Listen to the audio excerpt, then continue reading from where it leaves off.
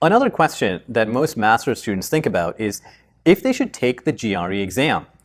Now, as I've previously mentioned in the master's course, universities have now made it much more accessible for international students to come pursue their master's here in the US, and many universities have now waived the requirement for a GRE, especially if you have good work experience. Sometimes, even in the absence of work experience, the GRE requirement is deemed as optional.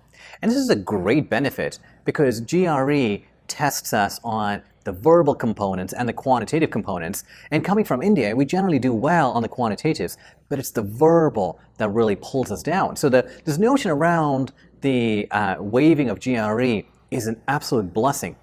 But you should absolutely take the GRE, and here's why. It is not about whether or not you can get admission to a university. That is no longer the ticket to enter. The ticket to entry is the pinnacle checkpoint that you have to cross, and that is to get the U.S. Visa. The U.S. Visa and visa officers are now solely focused on eliminating students who are not academically prepared. Academic preparedness means that you have done the adequate work to be prepared to come to the U.S., which includes taking the GRE.